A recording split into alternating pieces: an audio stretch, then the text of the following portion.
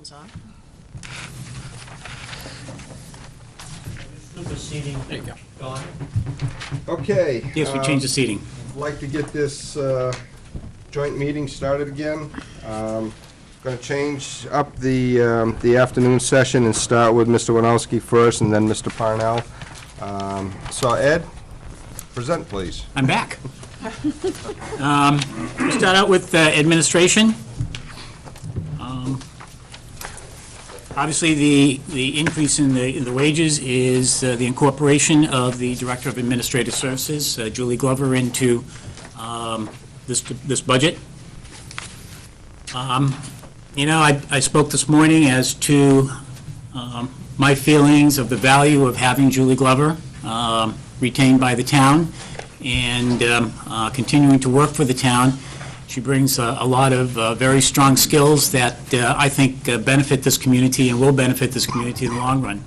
Since I've been here, it doesn't matter whether it was Chairman Hart, Chairman Glennon, or Chairman LaBranch, and Chairman whoever's going to be after it. The one thing that seemed to drive everybody crazy the most and it was requested the greatest was that we put things out to bid. We put together a policy. We had Julie refine that policy and update it, and you know, I put in my earlier notes that you know, it went from a 7-page document, and after Julie finished it was 51 pages.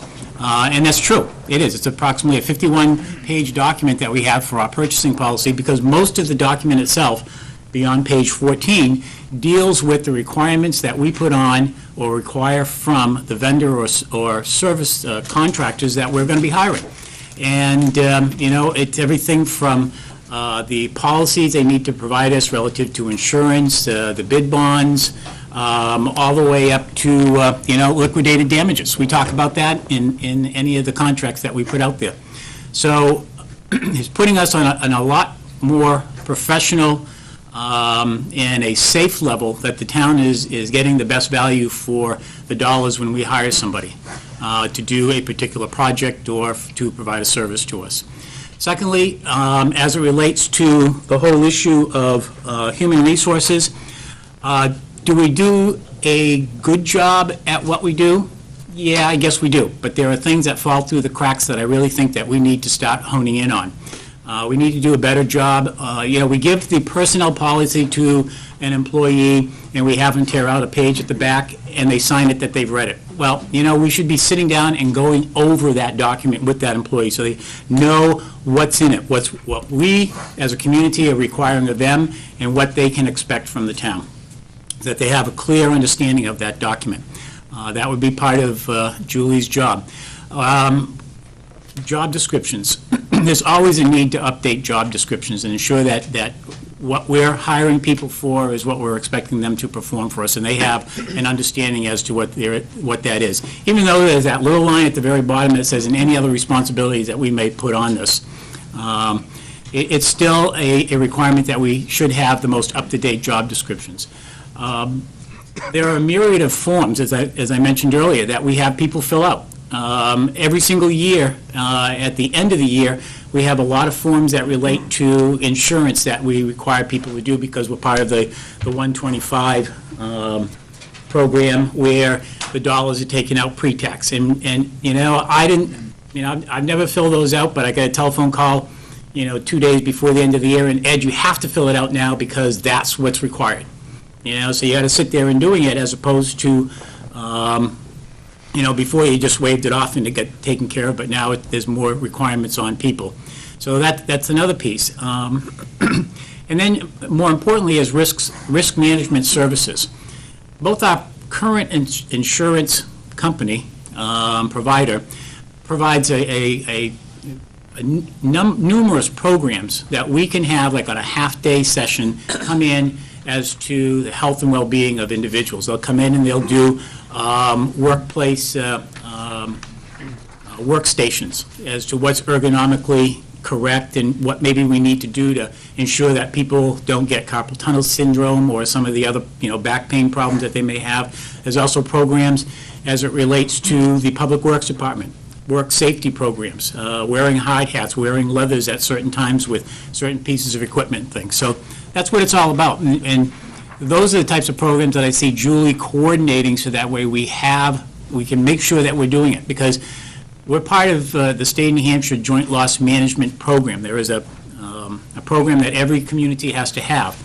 And if the state comes through and you haven't done, your committee hasn't met, you're not providing programs and stuff, then the town can get fined pretty heavily for that. So I think that those are the types of things that we want to and should be incorporating in, so that our employees aren't getting hurt on the job, and we're taking the necessary steps to ensure that we're providing them the right training, the right equipment to be able to do their jobs. I don't know what more I can say to that. I'd be happy to address any questions that you may have. I see Julie as saving this town money because of the oversight with department heads on different programs. And as I said earlier, I see that as a requirement upon me, Dawn, all the department heads working collectively to work to save money. But I think that we, need to be more vigilant about that every single day. Any questions, comments? And the remainder of the budget is, I've just looked at the various line items as to historically what we've been using in things, and tried to level fund it. There's some items that have been, were down from previous years, and just based upon the historical spending of those, we try to watch every penny that we're doing in the office, but as a central office where people come for everything practically and then get farmed out from there, we produce a lot of material and disseminate a lot of information and things, so. Al? I had a thought that I wanted to share, and that is, having had the opportunity to sit in on the school budget, as well as sitting in with department managers and so forth. It's partially related to Julie and her background, but it's more of a staffing issue from my standpoint, and that is that I think we are unlikely to address the facilities needs for the school in a timely manner. We've got a huge first grade coming before us. We're talking about renting boxes with plumbing to put outside the schools. I don't think there's a lot of positive support about that. And it was just a thought I had, and it may have some merit and it may not, but I look at what Julie has just managed in this downtown project with its complexity of subcontractors and strategic planning and facilities planning and utilities. And I think the same effort needs to go into the school, because I don't think we've got anybody of her experience and background to help us solve this problem. And I think it's got to be solved very, very quickly. And I think we're going to start to make some terrible decisions on as it relates to our schools, our buildings, and our facilities, because we haven't taken the time to plan for them. And we don't have the expertise, in my opinion, to plan for them. So I don't know if it makes any sense at all to think about using her in a dual sort of capacity. But I think if we don't get somebody, we're going to have to go hire somebody on the school side. So it's just a thought. I don't know whether it has any merit to it or not, but it's just a thought. I think that, and I've said this to a few people, the schools problem is a town issue, because it affects every single one of us. It affects, the quality of the education that we provide the kids. It has an impact on the town's value that people place on it. Look for strong school systems to go to, and it's a piece of the fabric of this town. It's a big piece of it,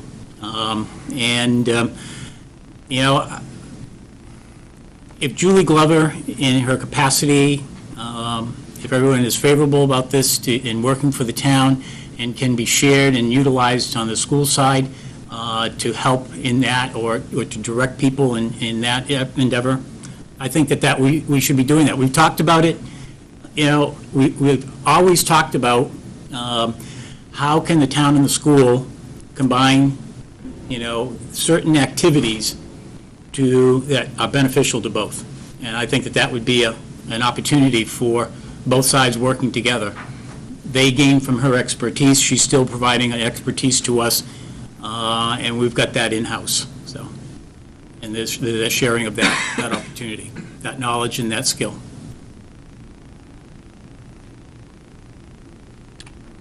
Roseanne? I don't know if there'd be enough hours in the day for Julie to do all of that, Mr. Waterman. What? No, the job description at one of the meetings that Mr. Winowski gave us would be impossible for any one person to fulfill, and I feel that way too. I mean, I think Julie, it would be a great asset to the community. She does a great job. I like Julie. You do a good job, but I think the only way I could condone putting Julie on is if she was to replace, and we can get that funding from somewhere else. I hear what you're saying, and, one of the things that, from last year when I first brought this up to today, the one thing that I think we all have to remember is that Julie's been funded by tax dollars since she came here. Whether the tax dollars are because of the TIF project, or the tax dollars are under the general fund, they're still tax dollars. No way around it. It's not stimulus funding that came to do what we did down there. Didn't come out of the ground. We don't pick it off the trees. And it's a shifting. And I think that as we get into the discussion of the downtown TIF and taking the captured assessed value that we don't need to take care of what we need to take care of down there, and shifting it is going to ensure that, I honestly believe it's going to bring the tax rate down significantly. The $660,000, as an assumption, let's just lay something aside for a second, this discussion. If the council says, after today, and we have a couple meetings, and they say, we're going to take 2/3 of the assessed value of the downtown, and we're going to apply it to the total tax list when we send the bills out in December, after the new rate, that's going to bring that down potentially by $1. There's going to be almost $1's worth of new assessed value that will be coming in. So the tax rate drops $1. We have $660,000 that I mentioned earlier. That would come in as a revenue. That would then have an impact there and drop the town's tax rate a lot lower than that. So, this might be the year for us to be making those types of decisions to take care of putting back what this community several years ago said they were going to do. But it's also going to have an impact on reducing the tax rate significantly for this community. I think create some breathing space. Doesn't mean that the following year we're going to come in like gangbusters and throw everything back in that we want to do with the capital improvements and all the other things. We're still going to be taking a fiscally responsible look at everything and seeing where we can reasonably increase as we move forward. But I think that this is a good time. You adopt this budget, and we deal with the TIF as we should, and we're going to see the tax rate in this town go down. Brian? Last year when we talked about this position, there was an allocation that you were assuming for fiscal the year that we're in of time of Julie on the Director of Administrative Services portion and the downtown TIF portion. Yep. Has that held true? And then what particular things, other than pulling the policy together, has Julie worked on in terms of the administrative services work? Could you speak up a little bit? Because I heard parts of it, and with this thing... This is a squeaky desk, that's why. No, I haven't touched this table. I'll touch the table. So, the question is, last year when this was presented, there was an allocation of time, I can't remember what the percentage was, that Julie was going to spend on the Director of Administrative Services work versus the downtown TIF work. No. That- No, we didn't, Yeah, well, you talked about it I in talked this about year utilizing becoming Julie, yes. in that service, yeah. which means that some number of hours was expected to be on that. Because I was pushing that it needed to Yep. come from the general fund budget, but you kept it all in the downtown TIF budget. That's correct. So, anyway, it would be good to get a sense of, other than the policy itself, which is a good thing, what particular things Julie worked on and, bid projects or whatever, to get a sense of this. Because I need to be convinced on the full need. Could I bring Julie up? Sure. That's why I'm sure she's here. Thank you, and I guess I should have, had I really been thinking about that, I would have prepared a whole list of all the things that I have done over the past year. One project that I'm working on right now, there is bounce back, isn't there? One project that I'm working on right now is the Leo Landrock B-Field project. I actually was brought in on that pretty late in the game, but by bringing me in to assist with the construction contract administration and the project administration, we were able to, I think, knock $8,000 or $9,000 off of the engineering costs just right off the bat. And quite frankly, let me step back 1 second. I may appear arrogant in some of the things I'm going to say, but I'm going to say them anyway. Had I been brought in sooner on that project, I would have been able to save more than $9,000. To speak to what Councilor Kwok said, you looked at the job description and no way could one person do it. Yes, I can, because quite frankly, I've been doing an awful lot more than just the Main Street project for a long time. And I know you in particular, Brian, never wanted to hear that, so I didn't talk about it. But I can assure you that for as long as I've been here, I've been doing a whole lot more than the Main Street project. And that's because that's who I am. That's what I do. I look around, I see things that need to be done, I see things that could be done better, and I jump in. And sometimes I butt heads with people on that. Don would attest to that. Because I am a bit of a Budinsky, and I can't help it. The job description for Director of Administrative Services is really essentially what I did for the City of Portsmouth for 7, 8, 9 years. And that is a city with a considerably higher budget than Newmarket, obviously, and about 350 employees. So I was doing purchasing, human resources, and risk management for Portsmouth for 8 or 9 years. Back to one of the other things that I've been doing here, yeah, I rewrote the purchasing policy. I've done some work on the personnel policy.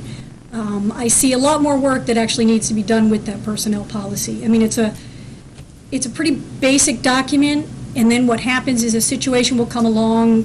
For example, we have some things right now with workers' comp where you look at the policy that we have and you say, you know what, doesn't really tell us what to do now with this situation. And so a lot of the personnel policy needs to be beefed up, in my humble opinion. We have a lot that, as Mr. Winowski said, that we could be doing with training, we're not doing. For example, basic stuff for those of you in private industry. We're living in the climate where we always have to have things like sexual harassment training and so on and so forth, and we've never done that, to the best of my knowledge, certainly not in the time that I've been here. I'm rambling, I'm not addressing Brian's question. The B-Field project I've been working on, certainly the Water Street project, if you want to call that part of the Main Street project, I suppose you could, but it really was an entirely separate project, which we actually did bring in under budget. Some comments were made the other night at a council meeting about it being overexpended, and actually that project came in under budget. And actually by working closely with Severino, they did a number of things for us that they didn't charge us for. For example, the entire parking lot, the entire Water Street parking lot got paved. It's a value, I don't know, I'm just going to throw out probably $3,000 or $4,000 that we didn't see a bill for, again, because we have that great working relationship with Severino. I've worked with Sean Gregg on a number of water and sewer projects. He actually, comes to me to bounce ideas off. I've worked with him on some of the RFQs and the RFPs that he's put out for engineering services, water meter, New Village. I've done work on that. I've done work with the Public Works Department on the annual fuel bid. We recently put that out. I really should have kept a running list. I know there's been a lot of different things that I've worked on and would continue to work on. again, I don't want to, I wouldn't be sitting here if I did not genuinely believe that I could continue to do a lot of good work for the town of Newmarket, and be of great value to the town of Newmarket. If you choose not to keep me on, I'll go somewhere else, and I'll get a job, and I'll do great work for wherever else I go, because that's what I do. An example of how much I am willing to put myself out there for the town of Newmarket is the PSNH issue. PSNH came to us, it was probably almost a year ago, and said, oh, wait a minute, we need a whole lot more money to do this. You misunderstood, et cetera, et cetera. We're all pretty familiar, I think, with the story of that. And I think maybe a lot of people would have said, oh my gosh, oh no, okay, rolled over, and that was it. I fought PSNH for 6 months, 6 or 8 months, and I wouldn't let it go. I was an absolute pit bull on that. I wrote and rewrote and researched and brought out all the facts and the figures, and they hate me.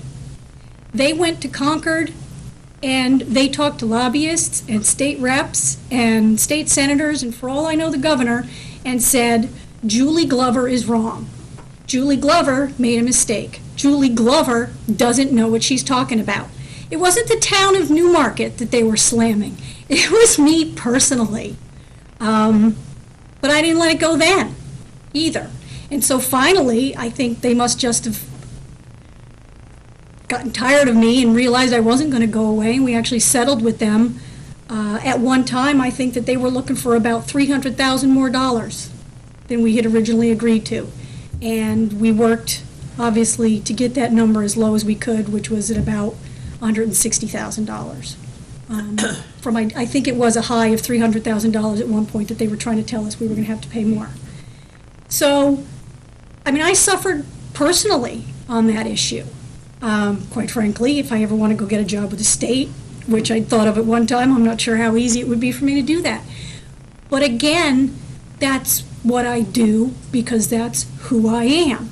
And I will continue to do that same level of personally committed work for the town of Newmarket.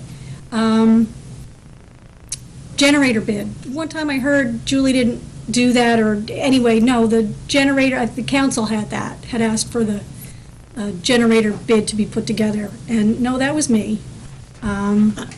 Ultimately, I think you decided not to do anything with it because you want to look at making the school the emergency shelter. But I'm sure I'll work on that should you decide that that's what you want to do. I wish I did have a more specific list. Absent what I'm doing here right now, I don't talk about what I do. I've actually had, over the past months, a number of counselors and budget committee members and private citizens and business owners tell me, Julie, you have to get out there, you have to toot your own horn, you have to tell everybody what it is you do. And I'm not comfortable doing that. It's not what I do. Despite the fact that I'm here doing it right now, but. Just did it on TV to the whole community. I just did it on television. Well, what do you want me to say? I genuinely believe that I can continue to do really good work for this town. And I think if you went downtown and talked to all the businesses and talked to a lot of citizens, they tell you the same thing. Quite frankly, this was an enormously complex project. $6.5 million. It's a bigger budget than a lot of towns in the state of New Hampshire have. And I think that to a person, if you were to ask, maybe some people at the end of it don't like me, but I genuinely believe that everybody would say she did a great job with the project and we respect the work that she does. I wouldn't go so far as Machiavelli to say that it's more important to be feared than loved, but I definitely believe that it is more important to be respected than liked.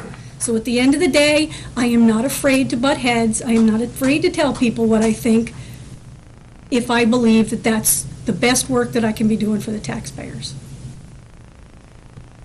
That was helpful. The question maybe for Ed that follows up is, so if this position was established and Julie was retained in it, then all bid proposals would go through her department and her review, because I know the past quality has been less than what is necessary. And they've been inconsistent, and that's what I would require.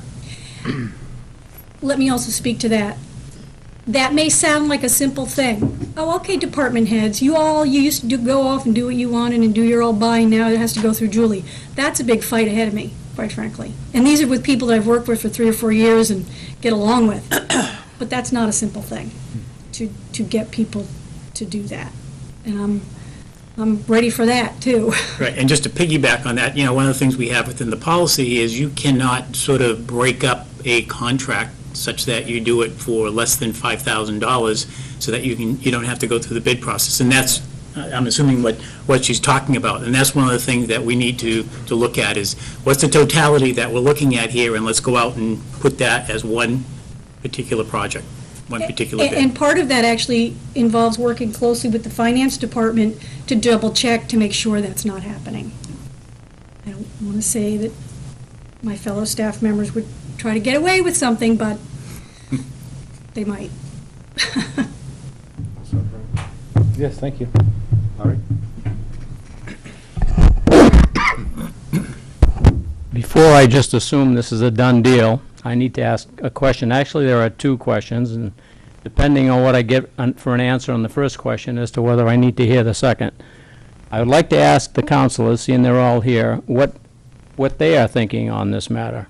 And perhaps I can make my decision as to whether I want to ask the second question.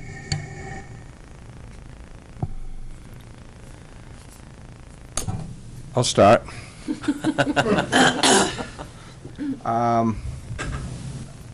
My thoughts are I support this, and I'm going to give you several reasons why. I've been doing this for a very short period. I've been doing this for 4 years, almost 4 years. When I came in, we had a different town administrator. We had a lot of things that were done improperly. DPW building as one, how we financed that project.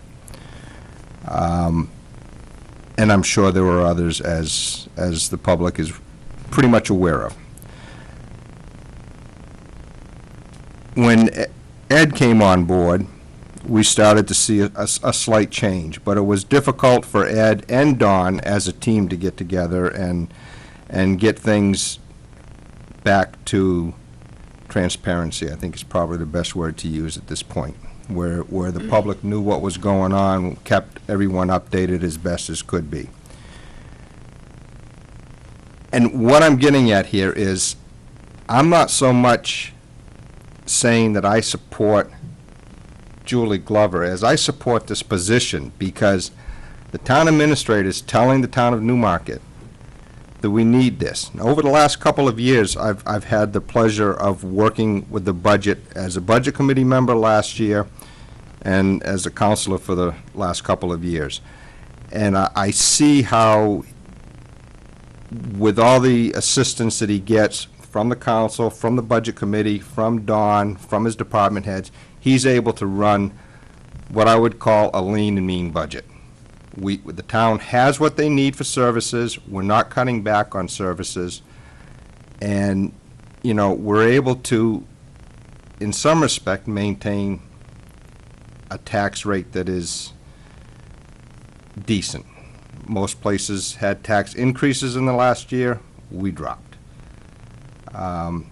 We're talking about further down the road, further in this conversation, we're going to talk about the downtown TIF, which is going to support a lot of good things for the town, which was a vision that took place 10 years ago, okay? And that's what this is all about.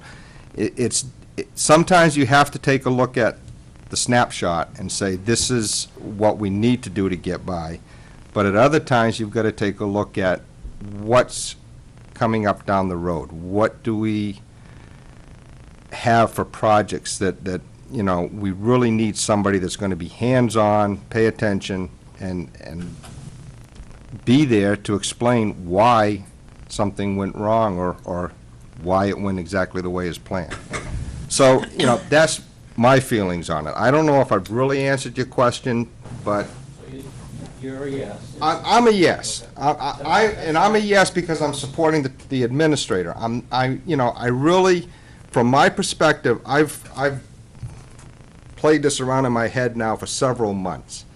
And it's like, it's not so much, and I look at it as, I'm not here to support Julie Glover. And Julie, that's no slam on you or anything. I'm here to support Ed Winowski as town administrator. Because I think that he feels the need for this, and you know what? He's the one that's gonna catch it if it doesn't work. Those are my thoughts. Next, Mr. Vice Chair? Well, to be quite honest with you, I'm conflicted, and I'll tell you why. And it's nothing against Julie. It has to do with the present economy, and I feel that if we're going to add a position, that we need to lose it somewhere else. And though I do agree that she will perform a necessary function for the town. So, did I answer your question? No. No. I guess at this point, until I see some movement somewhere else. Going this way, huh? Yeah, we're going that way. Judy always gets stuck first at council meetings, so I have to go last. Go last one this way. I look at it as if there's other areas of savings due to proper bid management, because obviously that is lacking in this town. Also forcing us to really go to bid when we're supposed to. That's another thing that lacks in this town. I do want to see cuts other places that would help offset it. Now, I know that we're moving a person, or going half-time in one department, you're looking at sliding another person in. Maybe some of those changes can be different and help make up some of this money. I would like to see from who does our workman's comp and our insurance, whether or not by offering some of these trainings, if we're going to get a deduct or credits towards reduced costs and some things by offering these trainings, because those things help when you come to us and say, hey, if we offer these programs, we're going to save 10 grand a year. Well, you just justified $10,000 of her salary. But I do know that we do have a wastewater treatment plant that's going to be coming that we have to work on in the near future.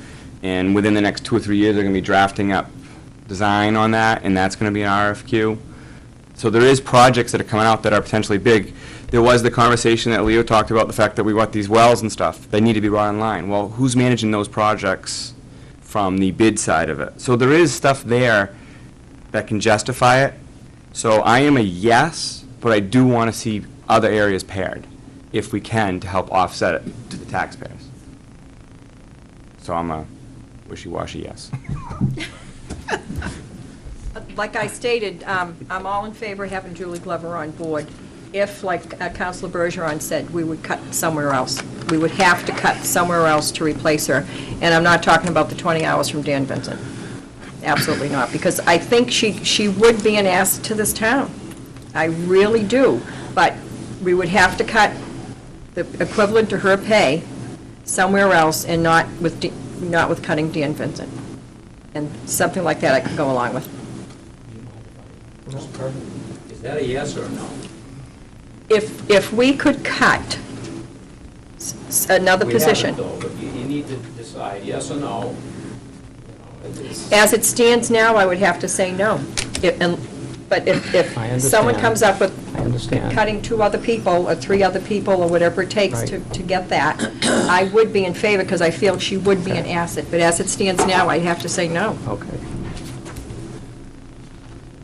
I agree with Councilor Bergeron and Councilor Quax.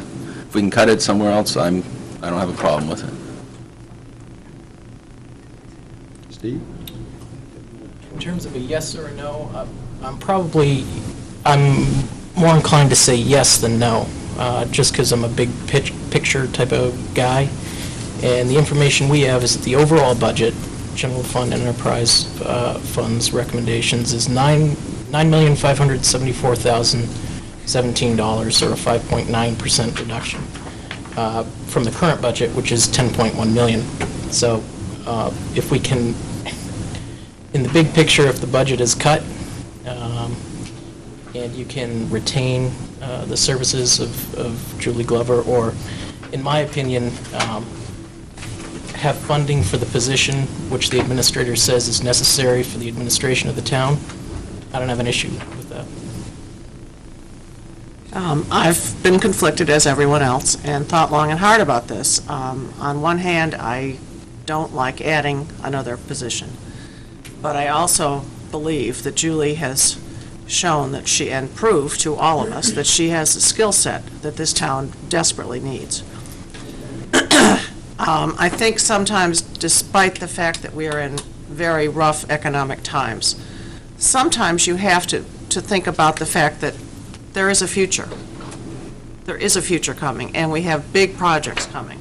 And I would feel more comfortable having someone, Julie or someone with her skill set, and she has proven her skill set. So I'm a definite yes. Thank you all. You don't need to hear my second question. 4-3. Anyone else? Okay, I guess we're ready to move on to whatever else you have to present, Mr. Manowski. No, I'm still. You're still here? Legal.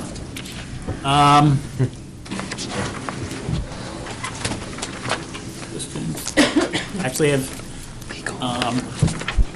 I'm sure that, I hope all of you know that one of the things that we've done in town is we now have a new legal firm, Upton and Hatfield, that was selected last year. They've proven to be, I think, a very good partners for the town as it relates to their legal services. What we've done over the last several months also is, as we have completed various projects, the Comcast project, actually the PSNH project, we have severed our ties with the multitude of firms that we were with. So we're beginning to consolidate our legal costs down.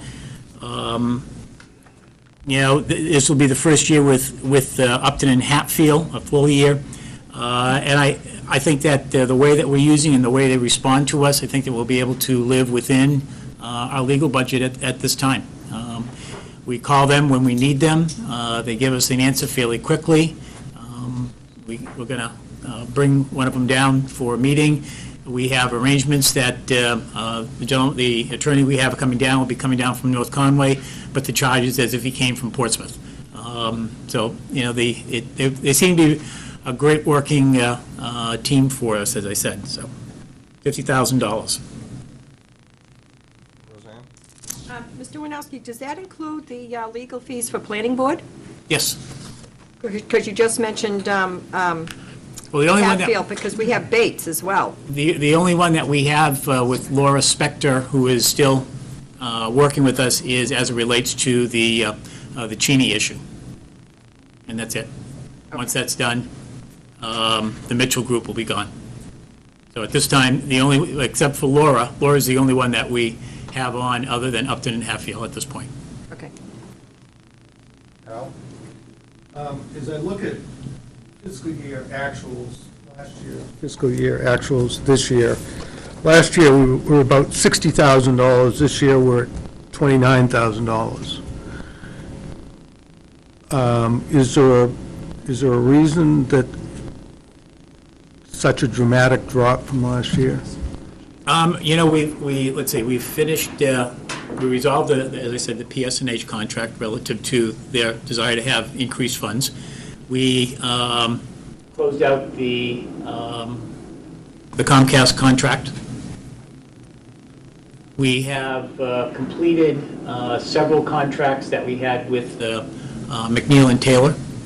So as we finish those contracts, we're not using them anymore, and everything goes over to Upton Hatfield. So we had McNeil and Taylor, Donahue Tucker and Chandela, the Mitchell Group. I can't remember if we had Yeah, he's mentioned. FX with McNeil and Taylor. So and we had McKittrick Law on there for that. So when we hired the Upton and Hatfield legal team, one of the things we were looking for is an organization that was capable of handling all the needs that we had. So the reason we had spent $60,000 at this time last year versus $30,000 this year is primarily due to that consolidation? Yep. consolidation and closing out several contracts. So why doesn't the budget go down 50%? Well, I think $50,000, it's the planning, planning zone and zoning is under this budget, as well as the administration. Excuse me. So, I gotta go. You need a hanky? No, I'm fine, thank you.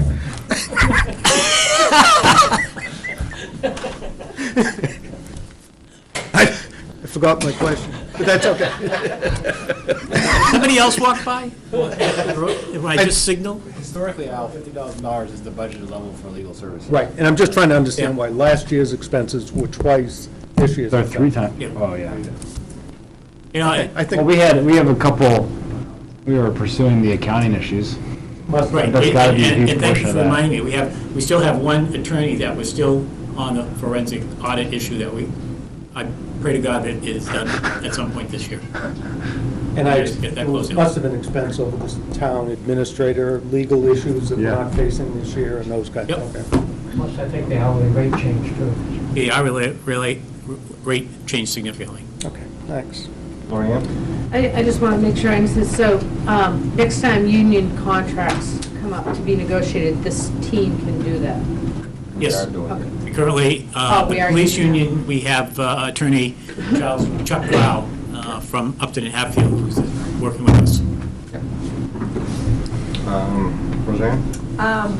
Did you take into consideration what we've been discussing in non-public for legal?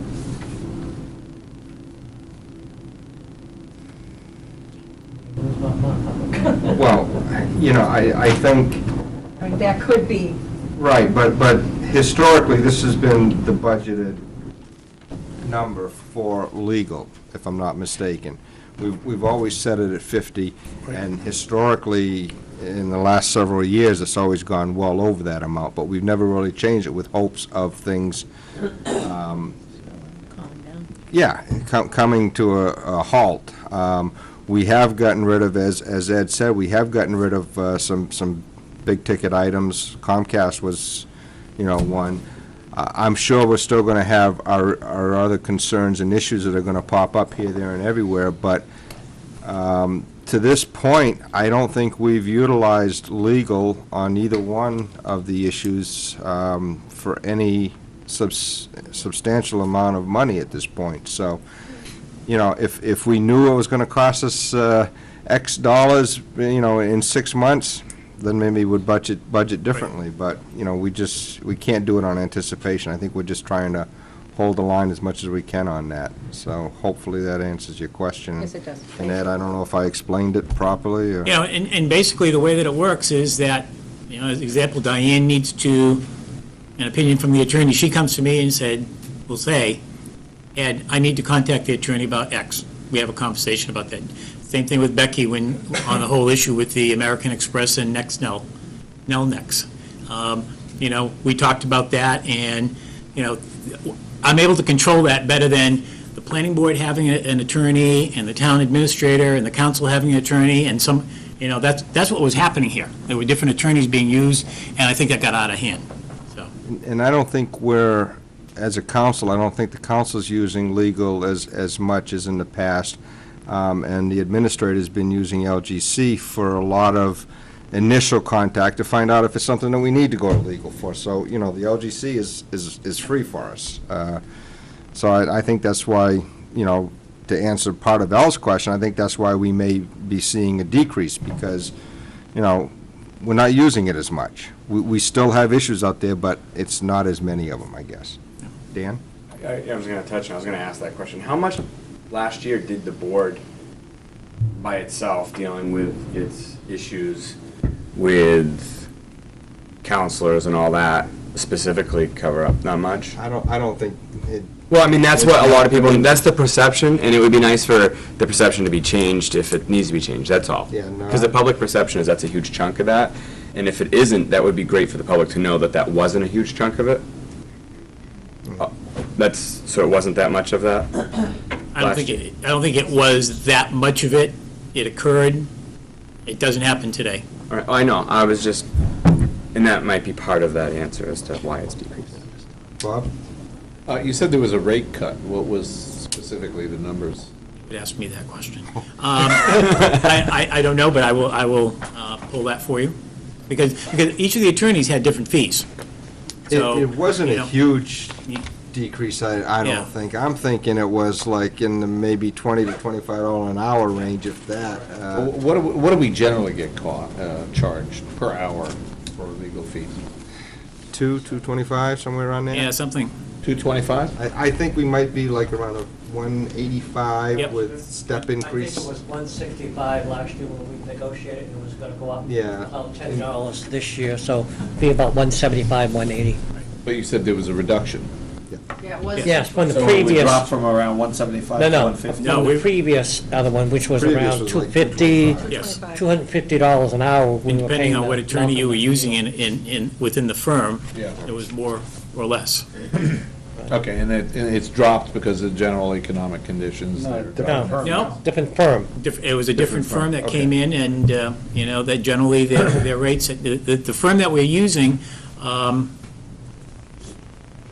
just so that, I'm not being accused again of bringing my legal firm with me. When I was in Hopkinton, Upton and Hatfield was the legal firm, and their rates were comparable to what the town of Newmarket pays. They like doing municipal work. They're a municipal law firm in addition to workers' comp and things, but they do a significant amount. In fact, many of the attorneys that work for them used to work for the local government center, so they know municipal law very, very well. And they're good at it. But, the 160, 170, 180, I think that those are the rates for the next 3 years. We have a 3-year contract with them. And we did go out to bid.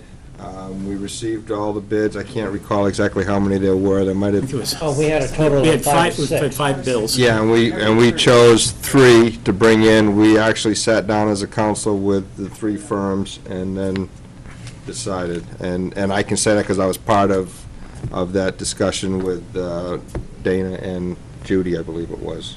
If I had to hang my hat on one ballpark number, is that about 175? Yeah. Per hour, I think that's a pretty fair assessment, yeah. And, Dana? yeah, and I believe at the time, we had the option of a retainer. Correct. Is that what we've done, or are we No, now we being would billed? pay them just by the hour We're being- with the yeah, services okay. that they I thought we provide. took the hourly rate. Yeah. So we decided to do the hourly rate. Okay, and I just want a point of clarification, the LGC services are not free. We pay a subscription due somehow. Oh, yeah. To that, so just want to be careful when we phrase something as free, as part of the dues. We don't pay an additional cost to get the legal services, unless we go outside. Ryan? The legal category made me think about the article in the paper recently about the accounting issues and the pursuit of resolution. Is it anticipated that if there is resolution, that would be in this fiscal year or next fiscal year? And are you going to budget any settlement funds in the projected revenues? Which I know you don't really do, but I'm just curious, I don't know, I have to look at that. because the numbers that were possible aren't insignificant. I'll have to look at that. Any other questions on legal?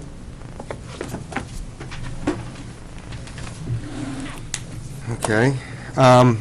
Ed, could we possibly go to the downtown TIF now, just to make sure we have time to cover Whenever you want. it? Yep, we can do it right now. I'd like to do that, just because I know there's some individuals that may have to leave.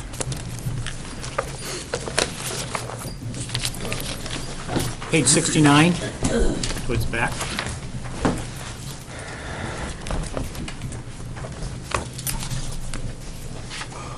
So the amount of money that we have set aside within the TIF budget is just to pay the principal and interest on the bonds. That totals $118,913.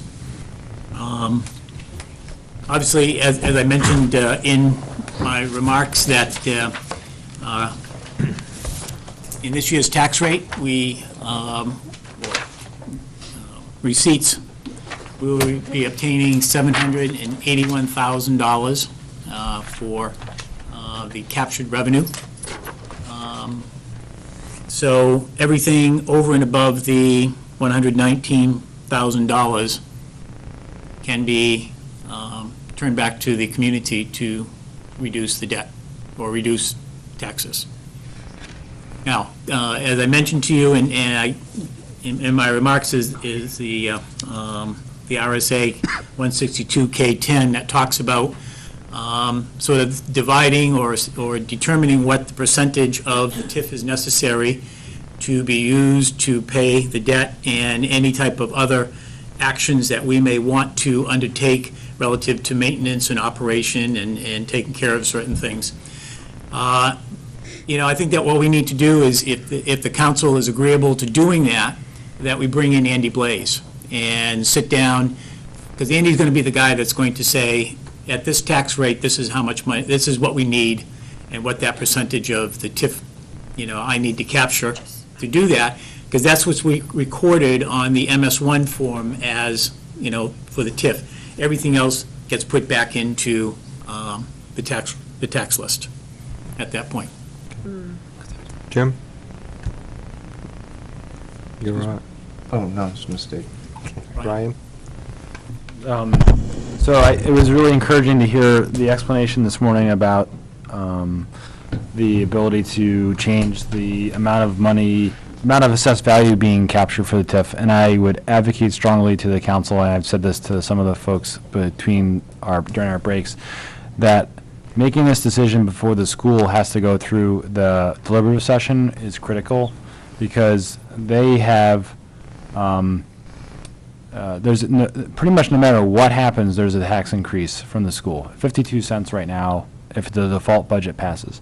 And that's not because the spending's out of hand, it's because last year when they didn't spend the elevator funds, they refunded it, so it reduced the tax rate, and it's kind of a double whammy, because this year they don't have that money to reduce the tax rate, so it's going up no matter what. In reality, it should have gone up a little bit last year, and then it would have gone up a little bit this year just to hold the operating budget. And they have several proposals, the teacher's contract, the pods expansion, the mobile facilities outside for temporary use, and then the budget itself, that, as well as the roof repair.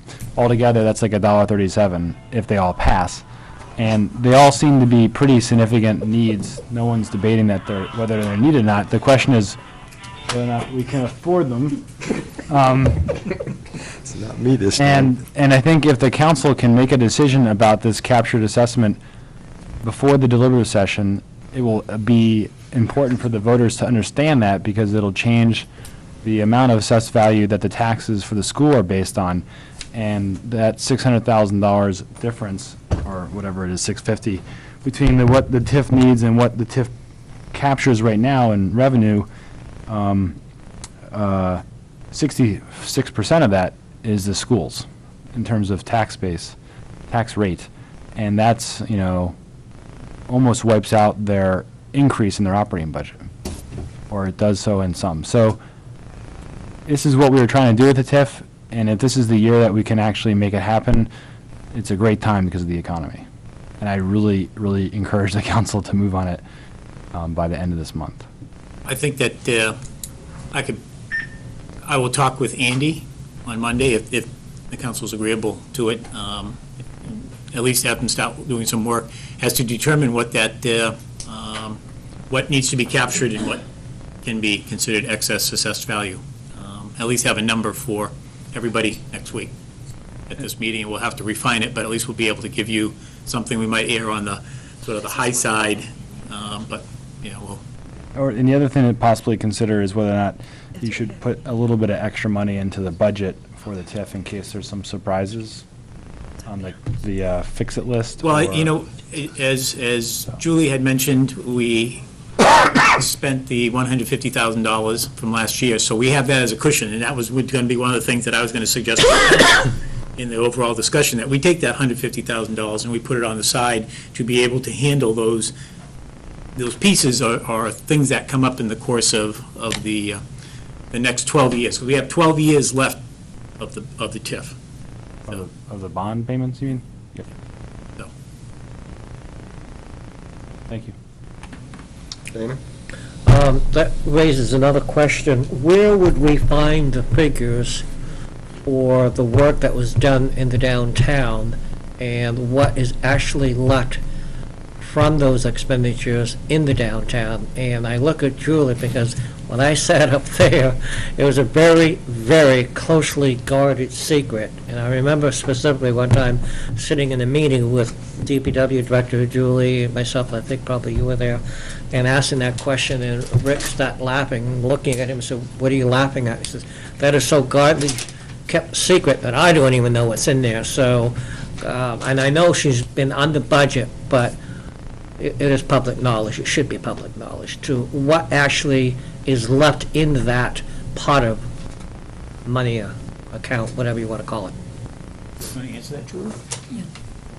As I reported to the council the other night, in addition to the $150,000 in the TIF administration budget that I don't believe we're going to have to touch, right now, based on what I know what we've spent, and making some estimates as to what we're going to have to spend in the spring, because we are going to have to raise all the manhole covers, et cetera, to get ready for paving and then pave. Right now, it looks like we're just under $200,000 that we won't spend out of the project. That was all part of the 600,000? Out of the project Out of budget. the project. Out of the project budget. 6.5 million. Million, yeah, right. Okay. That's spread across all of the various buckets. That's not all TIF money. Right. Right now, TIF money, it's about $40,000. So, in reality, next year at this time, those dollars that are not used could go back into the general fund. Well, not the water and sewer money, No, not the water and sewer money. right? And a lot of the money is water and sewer. So we can't put money that was allocated to the Right. project for the water and sewer portions. If there's any unspent, that can't go back to Got the to go general back to fund. the It's gotta go enterprise back to fund water for and those sewer. accounts. Yep. Okay. So, bottom line, how much you think next year about this time, if we don't have to touch the 150,000 from the TIF side? $2.50. No, I don't know, 47, I don't know. Again, you're right, I hesitate to say these numbers because we're still Right. not done, but I don't Right. know, $60,000, $70,000? Okay. That's fair enough. And the thing is the next day I receive an email from people saying, "Oh, I know how to spend Yeah. that money." Right, that's why, And that's exactly what happened on Thursday morning. I opened up an email and somebody's already given me a suggestion how we can spend the money. So, Was it appropriate? What else? well, Was it's it in, appropriate? it's in the downtown TIF. nice, yeah. Oh, okay. It'd be a nice thing to do, yes, it would be. But that's a discussion for the council. Thank you, Julie. Yep, Roseanne? Mr. Winowski, what did you say we were capturing in revenue for the downtown TIF? This year, all totals about $781,000. And what do we have left in that?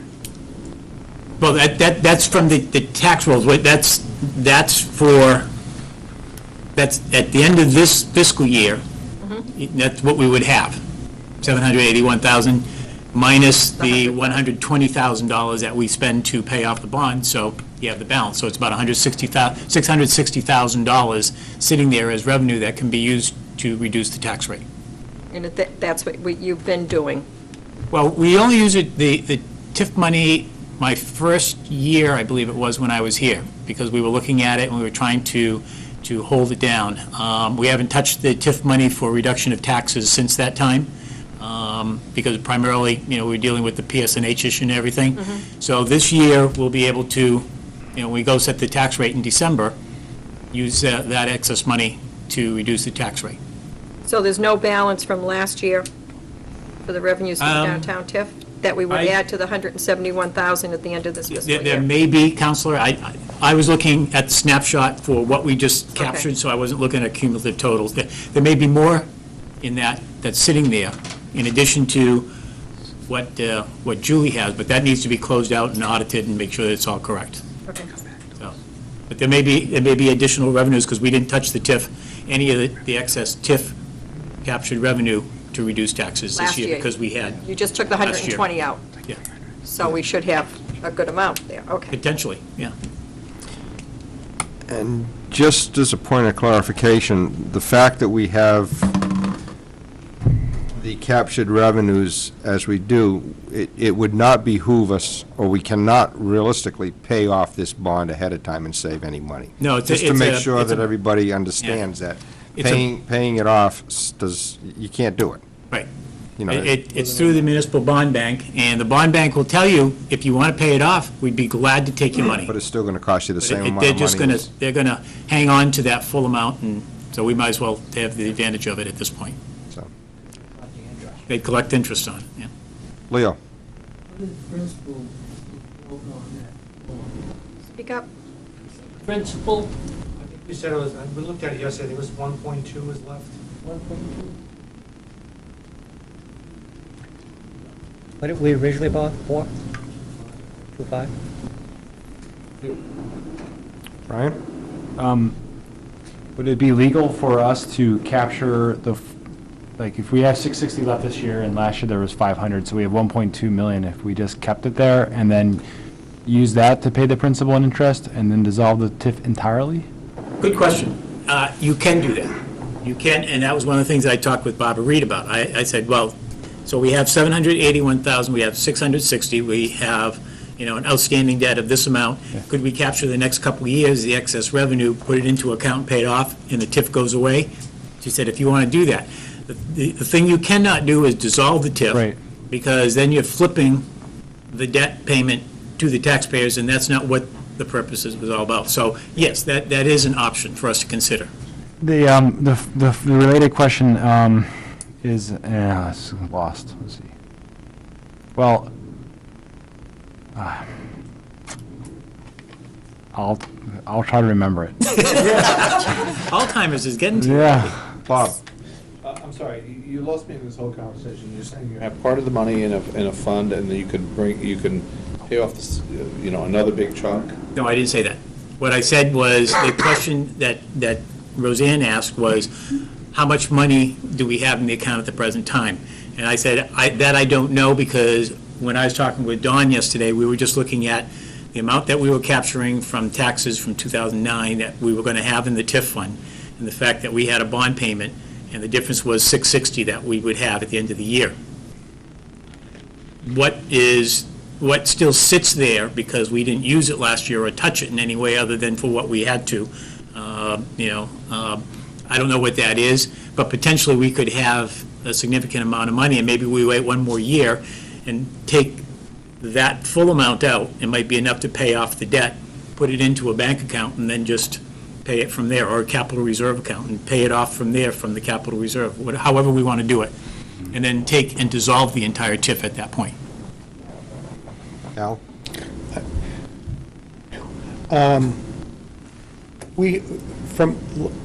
Last year in the TIF account, this 781 is not cumulative. No. It's annual. Yeah, I'm surprised that the amount that was in the TIF fund from last year isn't top of mind of everybody. Why would that be, why wouldn't that be as obvious as what's in it for this year? That's probably easy for Don to pull, but again, we were just talking and looking at what we had pulled from the taxes that we are receiving at the present time, from December. And looked at that, because I just wanted to know, knowing this discussion was coming up, I just wanted to be able to report that this is where we stand relative to how we would deal with the TIF. And as an example, we raised it, this is our expenses, this is what we're going to have as revenue remaining. That's how I was looking at it. But we can have that for you next week and tell you exactly how much sits here. Is it 10 grand, 100, I mean, I'm not sure. I think I understand your question, and correct me if I'm wrong, but there's two components. What Andy does is he measures the value of the TIF district. And when you started the TIF district, there was a certain property in that TIF district, and you measure the value at that point, and what you capture is the incremental value. That fluctuates. So it's not going to be 750,000 a year. It can go up or down, depending on the value of that property over and above that base year. Right, and he was just wondering what the value was that remains from our expenses from last year added to what we then, what we have this year. Right. And what that total is, and that's what we need to. I have that. Aha. Ask the question. It was that easy, huh? It's related? It's related to this. Go ahead, Brian. So is that a whiteboard up there? There's a whiteboard up there. Can I Behind the magic. There's no magic markers. Look at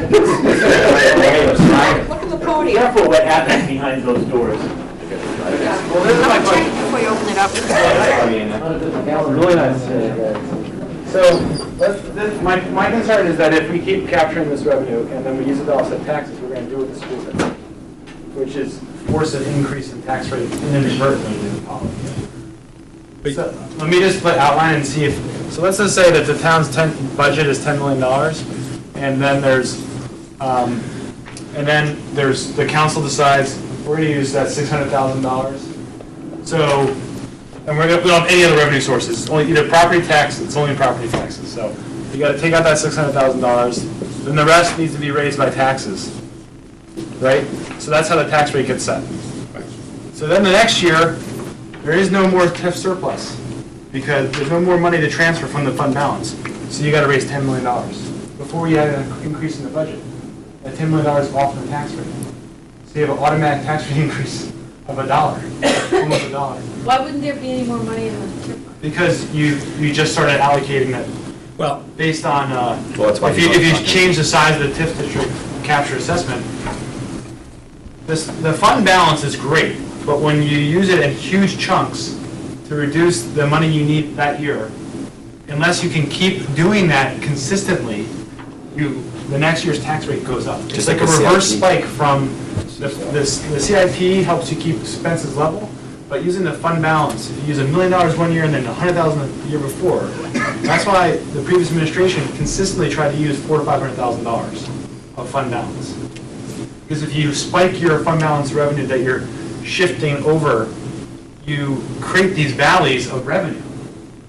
And so, help me understand that that's not going to happen. no, because what we want to do is we want to take the valuation, we want to take that percentage of captured assessed value and turn it back to the tax roll and keep the amount of money that we do capture from the assessed value to just what we need to pay off the debt. So as an example, as the mill project comes online, Andy's going to have to look at that and say, oh, okay, I can take all of that and put it towards the tax rolls because I only need to keep this much right here at this point in time. So we're going to always be looking at that and determining what that amount of money is going to be. We might raise a little bit more. We might raise maybe let's say we just cover our butts because we don't know what the tax rate is going to be, although we can pretty much project it. We're going to take in $130,000, and everything else is going to go as taxable property. So we don't use $600,000 and have nothing the following year. We don't want to do that. You're right. No, but- we don't want to do that. But Brian, in your instance, that 600,000 would come back as 781 as additional revenue the next year. No, see, what would happen is, right now, if you use the entire remaining balance that's unexpended for the TIF fund, and assume it's 660 or 650, and June 30th, it goes to the fund balance. Next fall, you say, hey, DRA, we want to use 650. Okay? The same time, next fall, Andy and the council, assuming you make this decision, is going to have the change in assessed value, the TIF, which means the town's goes up. So you have both tax rate, you have the value of the town is going up, so the tax rate's going to go down, that's good. Right. And you're using the $600,000 one-time bonus to reduce it. Next year, you don't have the $600,000 from the fund balance. No, but the 600,000 is you collected in Because next taxes. fall, you captured it, the changes are happening at the same exact time, that's the. Oh, all right, yeah. So, I was just like cautious, because I don't think the school was inadvertently, they don't have a fund balance. They can't carry money forward, so the elevator double dipped.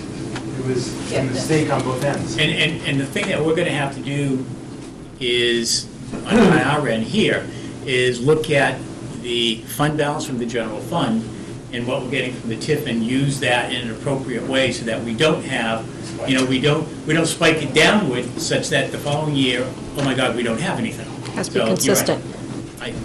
Well, you're never wrong, you give money back to the taxpayer. The total unexpended balance of the TIF, downtown TIF, that Don looks like you might have would be helpful, because then you might be able to say, we're doing $500,000 a year for the next 3 years.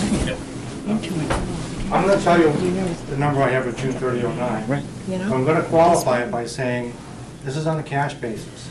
This doesn't include any expenses that Julie still has to put through put through the system. At the end of June 30, '09, there's $665,000 unexpended. Now, Julie's, I know, has expenses that have gone through this year. I'm gonna change that. And she has more expenses in the spring. So I'm not sure what that adjusted line item is gonna be. It's probably more of what Julie has said it was gonna be. Because we've worked together on this, and I think we were out $1,000 on a $6 million project from balancing out. So it's 665 in there as of? As of June 30 '09. That's 660. But Julie's saying there's gonna be, what, about 100 and something thousand left? So that's 120 plus the 660 this year, so One- it's 1.3. 70 total. And at that point, we should look at that, and, once those numbers harden out, it may be more beneficial for us as a group to say, let's take the money and let's put it in an appropriate fund and pay the debt from there and get rid of the district. And then it's an average catch. So I guess we'll have to look at all the different pieces, and we still need to do the closeout to make sure that we have it work, but at least that's a start, at this point in time. We do know that what we can do is look at the captured revenue and see what we want to turn back. We could hold the 660 at the present time, or put that into a fund, and then once the audit comes out and it's all set and we know what excess, put the balance into it, and then consider dissolving the district at that point in time. Because we're going to earn interest on the money that we put in. So you could pay off the debt right now? Well, we cannot pay off the debt, but we have sufficient money to pay it off. According to what Don is, if nothing else happens, we should have enough money We there. don't get the reduction in interest. Right, right. The reason why you can't pay it off is because you made a commitment to those people who bought those tax-exempt bonds. There was gonna be a 20-year tax-exempt bond. And if you do something shorter than that, you've falsified what you've presented to people who bought them. Yeah, but you can defease that bond. I'm not sure you can in a municipal bond. I don't believe you can. We'll see what happens too is the bond bank issues the bonds. They put their name behind it. If you start doing that, it affects their credit rating, and it affects a lot of other things that they don't want to happen. Your bond rating should go up because you've got a dedicated source of funds to it. They no longer have to take the risk of municipal risk. It doesn't. It doesn't in a municipal one. If you've got a chunk of money sitting in a bank, right, that risk is zero. But you've told the people who bought those bonds Yeah, but they're that you better were off. going to do one thing. Are they? Sure they are. If you're buying a municipal bond, you're buying it for the They're tax. better off. No, you take the money, okay, you pay off the interest on the bonds, the interest in principal, take that chunk of money, put it in the bank, say, okay, this is dedicated to paying that bond. The bondholders are actually better off because they have zero risk. True. Yep. You're right. Okay? But it's not going to change the rate that we're paying. For No, it's no, not we're not looking for It that. just essentially takes it off your books. He said just pay it off. Or you may just send the bond bank a check and say, you pay it off as it comes out? No, you just- I forgot what I was gonna ask. I What you pressed my defease button. bond Oh. is basically, you take the money, you allocate it, put it in a bank someplace, in a bank account, and dedicate those proceeds to paying the bond, okay? And then basically, you take it off your books. Isn't that the same thing we're doing? No, I No. understand what you're saying. He wants to move the money into a special account, pay off the bond, retire the TIF, but still have the monies I there mean, to pay. I don't know if you get a practical benefit from it. don't. Okay? All I'm just saying is that that's a mechanism you can go through, and if it adds something, good, if it doesn't, doesn't. I think we still have to reflect it somehow on our books, so we really not get anything out of it. No, but if you defease a bond, you shouldn't have to pay it on, it should come off your books. You're talking about a business that's composed, as compared to a municipality. Well- If you've got money in a bank account somewhere for something, Yeah. on your municipality, you better show it. You have to show it, yeah. The only benefit of setting aside the money and then, just get rid of the TIF. Entirely is that the school district gets access to 2/3 of $120,000 revenue, which, given the complications of all of it and the accounting maneuvers, might not be worth it if we can figure out how to quickly do. get it to where we want. Whether practically this works and whether municipalities are allowed to do it or not, I don't know. But all I'm suggesting is, it's probably worth asking the question. Oh, I understand. That all, so I don't know who you want to ask the question of, maybe the bond counsel, or somebody else, okay? But I think it's worth asking the question, and I'd pose it and leave it with you. I'll ask it of two people. The bond bank who issued the bonds and our auditors. Because I think what's going to happen is it's going to wind up having to be reflected anyhow, no matter what we do. Somewhere. Technically, I mean, I've defeased bonds before in a corporate setting. If you've defeased a bond, you can take it off your books. Yeah, but see- Whether you can as a municipality, I don't know. You're talking about private money as opposed to taxpayer money. When you set taxpayer money aside, you need to show it. And that's, I think, what the big difference is. You may very well be right. I just suggest it as an idea. Yep, No, I and understand. we'll look into that. I'll ask And the come back questions. with a response. Also, you have to add into that the money we used to purchase the Eagles and the gas station. How soon will the TIF realize that money getting back to us? Could you repeat that? When that land is sold, we bought the Eagles. Yeah. Was it the Eagles? Yeah, it was the Eagles, yeah. And the gas station. 369,000. Yeah, those two pieces they're very small pieces that were taken off the books as taxable properties. That's not really going to have an effect, because they're already as if they were. No, when we going to be reimbursed Oh. for the purchase of those properties? When Chinburg purchases them from them, when he does his thing with the NCDC, and then How he has. soon is that? Are we I have getting no any idea how soon that is. timelines, or, I mean, is this going to go on forever? And can we dissolve the downtown TIF before that is done? I would say the answer to that is yes, because that's a debt to the town of Newmarket as opposed to the TIF itself. Town of Newmarket put up the money for it. Through the TIF. TIF Through put the up the TIF, money. then it would come back through the TIF. It's the same difference. If it comes in and this year, $360,000 getting paid back, it gets added to the numbers shows we up in talked that. about, then it goes to the fund balance. Right. Okay. Well, it can't. You know, if he's able to do something with the store he wants to put in the back portion of the lot, he needs to acquire the Riverdale, because that's supposed to be where the entrance is. That's part of the purpose of the town's purchasing it. Because I really don't want this to go on for 20 years. Yeah, I need somebody to clarify something for me. The downtown project was a $6.5 million? $6.5 million. What portion of that 6.5 came from the TIF, and what portion came from ICE-T and federal grants and all this other stuff that the previous administrator got? $3,095,000 was the TIF portion of the project. Okay, all right, now that clears up a lot, because when I hear the 6.5 million, I'm thinking, I know that didn't all come from the TIF. That's project cost. $3,095,000 is the TIF. So when Dawn is saying you have some expenditures still coming for that TIF, it is because of the project in the downtown itself. Okay, thank you. Any other questions? Yeah, can we take a break? One quick thing.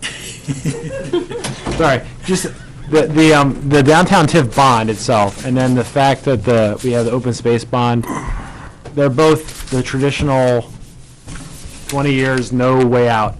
And it makes me think, if we ever get into the point of needing another bond related to a TIF, that we don't go through the bond bank, we go through a bank. Yep. And we have the ability to pay it off, no penalty, sooner. I realize we won't get the same interest rate benefits, but. Not so. I don't know, but we need to have more flexibility, because right now we got 500 grand or so sitting in an account because we haven't bought a field for athletics, when maybe we should just pay that portion down, but we can't. And I realize that, but it'd be great if we could think more creatively next time we have the bond. In Hopkinton, borrow. we purchased 2 pieces of property in the open space, and we got a better rate from going to the bank than we did through the bond bank. So we did that, and it was for that one purpose, that we could pay it off sooner if we had a surplus. There's nothing in the state statute that says you have to have equalized payments every year on a bond, on a loan. That's correct. What we need to do as a town, if you want to do that, and Ed and I have talked about this before, we need to get a bond rating for ourselves. Right now, the town doesn't have a bond rating. That's why we tag on to the bond bank because they have a AAA bond rating. So we need to go out and get a bond rating for the town. That's probably somewhere around $20,000 to do that. By the time we go through the process. Yeah, but the bond bank process itself is $5,000 or $10,000 No, I understand each that. time. I understand it, but, yeah, I mean, you're paying for that, one way or the other. But we need to do that on our own. Now, where we're gonna wind up as a bond with a rating, I'm not sure. Wait a couple more years. What, wait a couple more years? Yeah, exactly. No, wait until the books are like understood Oh. for 3 or 4 years. Well, certainly what's happened in the last couple of years in the financials has been very positive. Yes, that's true, yep. And I think that's, the whole picture is looked at. Have I addressed the questions? Al, did you have a question? No. Everyone good? Okay, let's move on to economic development. Well, I just thought we spent it all. I have $4,000 in economic development. Part of it is for the big block party that we're going to have when we have the grand reopening. No, I'm only kidding. Don't get me going. Good, yeah. That's live, you know. Huh? That was live. Yes, I know. But if it's a big block party, it's for the entire town. We'll get the cake. Candles can be the telephone pole. We'll get the cake. I gotta boss go. to do Thank it. you. Thank you. Answering the question. Yeah, I've got to, are we going to take a break at some The point? 'Cause dessert I- now. Right after Follow like economic. flies. Yeah, I'm going to be real short. I have $2,000 for operating expenses and $2,000 for contracted services, partly to continue to do some work with the Business Association, to continue the interest in the downtown that we've been seeing. And the other part of the $2,000, not that it's going to cost us $2,000, but I think that, to some extent, Newmarket's been through, almost 3 years of total construction. And I think that we should celebrate a little bit the reopening, the grand reopening of the downtown. I don't know if you've had a chance to go downtown and see the downtown without the electrical lines on the tops of the poles, and you can already begin to start, really get a good visual as to what it's going to look like down there. So I think that, part of it is for that. I'm not saying it's going to cost a full $2,000, but also I think that we should, as a community, contribute additionally to the work that we're doing for economic development. It's a really important piece that we should continue to try to keep an engine going on that regard, so. Any questions? Okay. Do we want to take a quick break? Yeah, Because why don't we? Ed, would you like to take and put the grants and social services grants to next Saturday? Yeah, let's do that. Then we can come And back we and can come back start and right get in Dawn, with- and we can Yeah. get out of here. That Okay. takes time. That raises a question. Yes. I may ask. Are we not, weren't we supposed to meet on a particular Wednesday night also? No. That's No. Budget Committee. That meeting has been postponed, just in case councilors don't know that. Well, not to confuse the budget committee, you still have a meeting. That's why I said Public council. hearing. Right. Because it was a conflict of venues going on, we're going to, from the council standpoint, we're hoping that we can present all of this to you in 2 Saturdays. Yep. So next Saturday, we'll Yeah. meet again, and that's it. So Wednesday for the council is not a meeting. Yep.